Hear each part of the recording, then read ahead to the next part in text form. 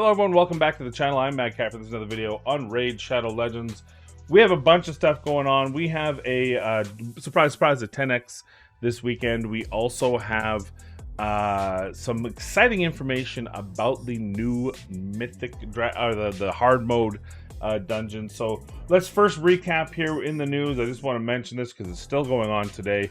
This legendary summon party just smacks of desperation to maintain their revenue, but I digress. Right now is Tyrant. You'll get Foley tonight, and when that is done, you will transition into a 10x. What is the 10x, you ask? Well, let me tell you what the 10x is, although I'm sure it's already been leaked because it's only content creators, it seems, that actually follow embargoes.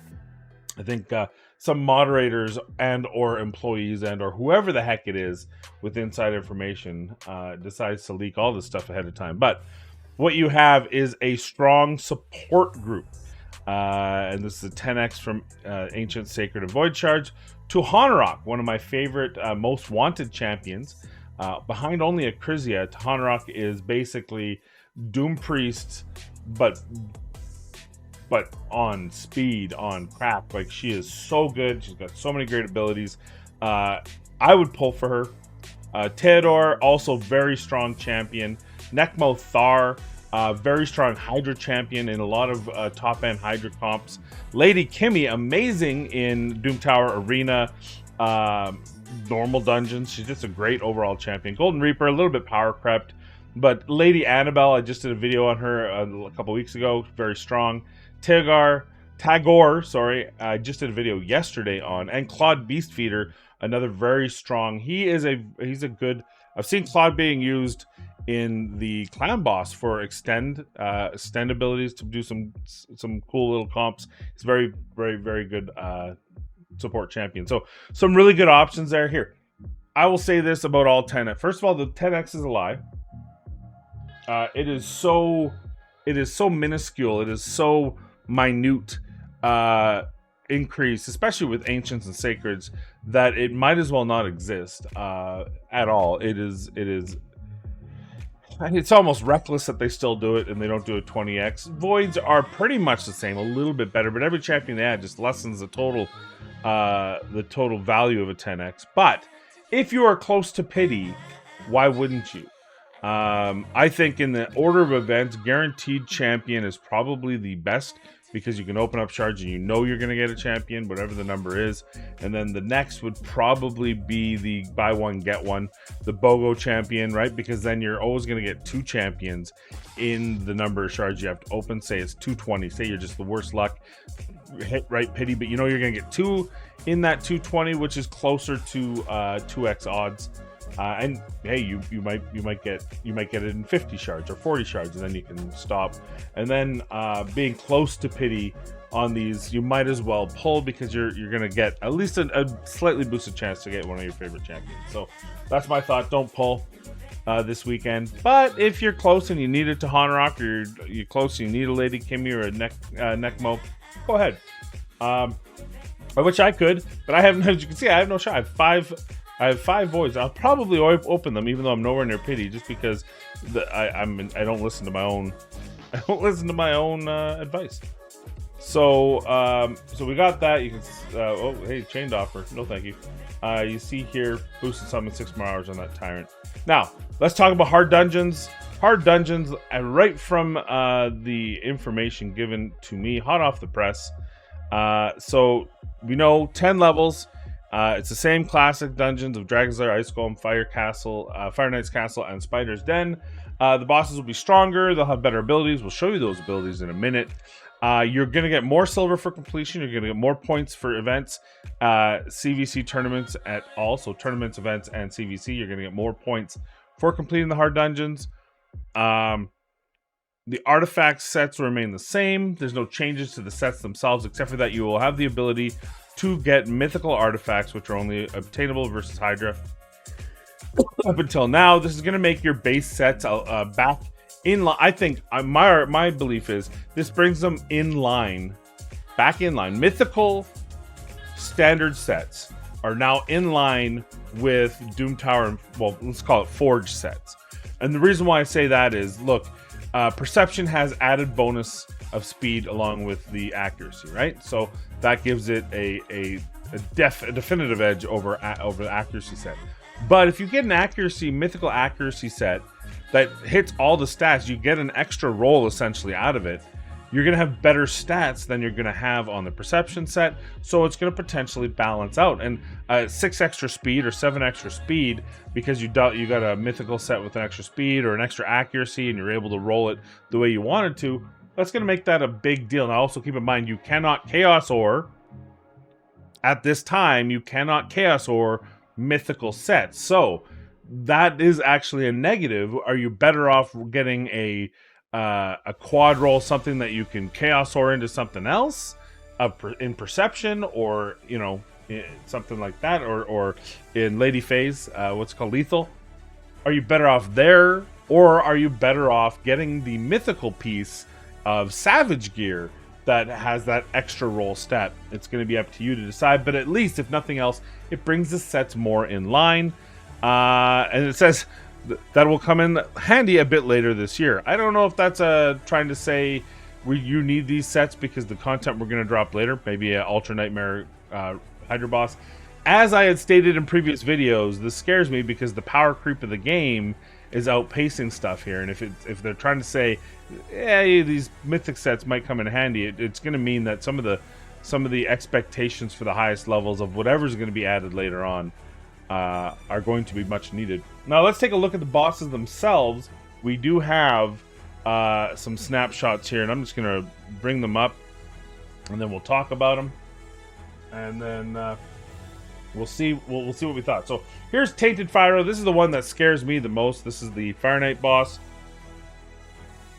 He's got a shifting affinity. I haven't seen the order of affinity. I don't remember if we saw it in the video, but it's going to be shifting all 4 affinities. So where are we at? I think we're Spirit Affinity on 25. Now, is it just going to go 1 to 10? Is it going to go start with magic twice? I don't know, because it'll probably rotate for each, but we'll find out. So here it is. Crushing Fire Strike. Attacks all enemies. Destroys enemy max HP by 15% of the damage dealt. When destroying max HP, will ignore shield buffs. I don't think that changes. Corrupting Blaze. Attacks all enemies. Places a 30% decreased speed debuff and a 60% decreased defense debuff for 3 turns. Destroys enemy max HP by 15% of the damage dealt. That's on a 5-turn cooldown. Blood Flame Cloak. Starts a battle with a Divine Shield. While active, the shield reduces damage by 80%. Prevents him from receiving any debuffs or being affected by any other effects. The shield cannot be removed by skills that remove buffs. Each hit Tainted Fyro takes decreases blah blah blah blah blah blah blah blah. Now we saw that was up to 21, right? If Tainted Fyro starts the turn with the shield active, he will attack all enemies 1 time. The attack will destroy enemies max HP. He also heals at the start of every turn. The value of the heal and the damage dealt increases according to the strength of the shield at the time of the attack. Okay. So yeah, it's 21 hits. We'll keep going, then we'll talk about some strategy here. Instantly removes any freeze debuffs placed on Tainted Fyro. Decreases Tainted Fyro's turn meter by 15% for each freeze debuff placed on him. One attack destroys attacker's max HP with 1% if the Divine Shield is currently active. So the big thing here is he removes the freezes, but he loses turn meter by 15% for each freeze. So you're going to want to have lots of guaranteed freeze champions hitting this guy once the shield is down, because that's going to reduce his turn meter by 15%. So, if you can get I don't know if there's any multi-hitter freeze, it's going to be interesting to see what goes on here and how this has worked. I think most people are looking at a go second team so that they can set up as much counterattack / reflect / shield. The greatest thing would be able to speed tune in such a way you get there, you blow out some A1s, he hits you, and when he hits you, you have counterattack and reflect up, because that is potentially at least 5 for the reflect, and then whatever on the counterattack. If you have multi-hitter A1s, that could open that shield, and then hopefully you have 2 or 3 freeze champions along with your other champions to hit. He's immune to stun, sleep, provoke, block active skills, block passive skills, fear, true fear, and petrification. Also immune to HP exchange effects, HP balance, that's all the same. Decreases the damage inflicted by the boss for each awakening level on the target champion. Sorry. Decreases damage inflicted by the boss for each awakening. So now, so the more awakenings you have... oh, don't get me started. You reduce the amount of damage. So it's 2.5 for 1 and 2 and 5% for 3 to 6. And it stacks up to 25 damage reduction. Increases damage received by the boss for each awakening level on the attacking champion. 5% for levels 1, 2, 10% for 3 for 6. Stacks up to 50%. So awakened champions, I knew. I didn't know this was how they were going to do it, but I knew. This is a concern, but it is what it is. And then all remedy strength damage from skills that base on enemy max HP can exceed more than 10% of the boss's max HP when attacking the boss. So you still can't enemy max past 10%. You cannot manipulate turn meter. The only turn meter manipulation you can do on this guy is by freezing. So cold hearts out. Anyone's cool A1s that allure is out. But you need freeze champions now to instead of turn meter manipulators, and it's a set 15 for each freeze. Okay. It'll be interesting. Like I said, it'll be a go second team with reflect. You're gonna want reflect, you're gonna want counter, and you're gonna want freeze. And so you want to be able to tank that first hit, bolster set or something, so that it hits you, and then you just unleash a fury of counter. 5 reflect and a whole bunch of multi-hitting A1s to open it up, and then you just want as many freeze effects as you can while damaging the boss. It's going to take time because you got to decide freeze effects or damage, because you can still do 10%. Like a Crizia would be great if I had her, which I don't, because every hit's going to be 10%, and that's just going to help you hit more and more. You put her last on your group, so maybe the shield's already open when she gets out of counter attack, so that's 10%. Up to 10%, I should say. My bad. If she's awakened, then she's gonna be crazy. If you have an Acrizia Blessing, you just won the game. All right, this will be interesting because this is probably, to me, this is the most important one.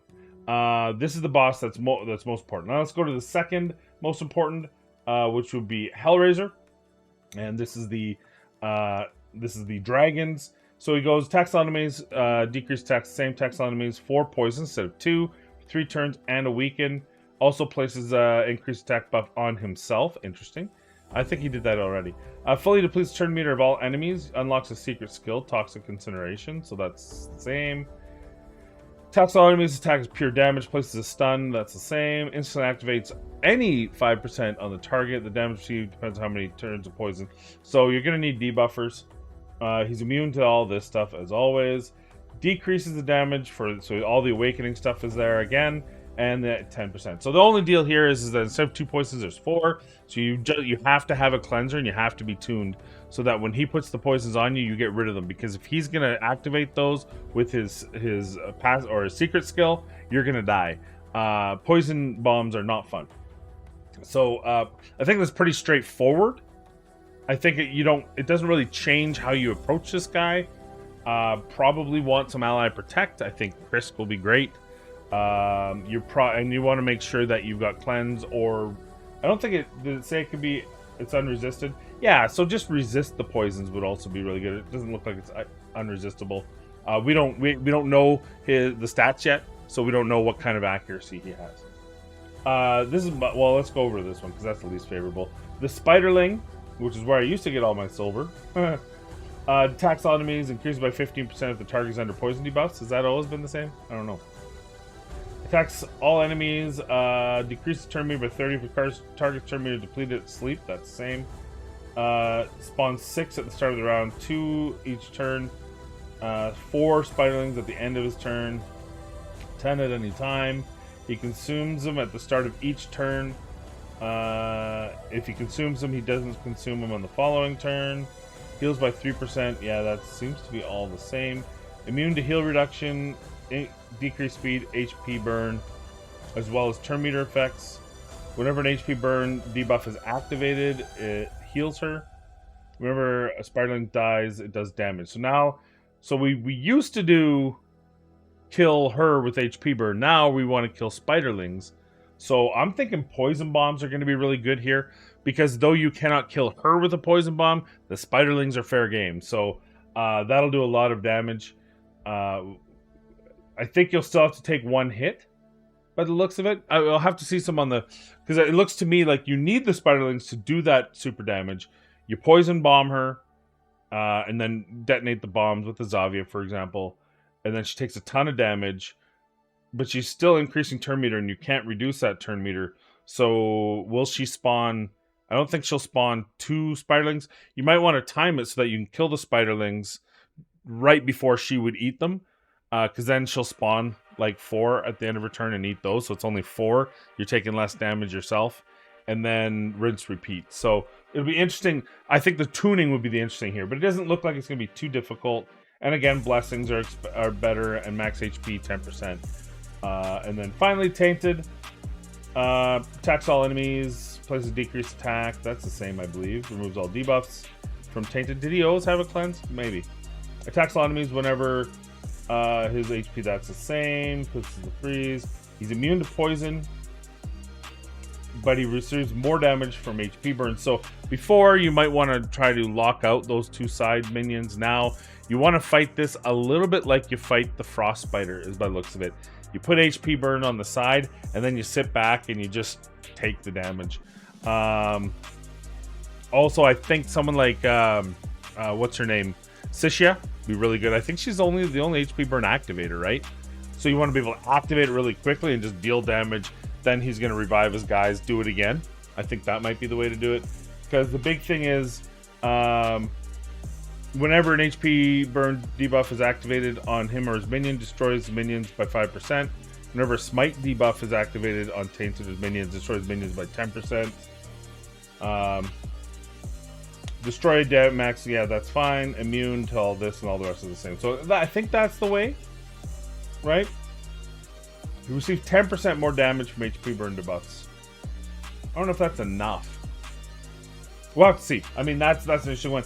He's the least important. I doubt I might run it a few times to get, if I get lucky on some resistance gear, but there's a few pieces in this that are nice to have, but I don't think there's any critical. So there we go. That's the boss. That's what's going on this weekend.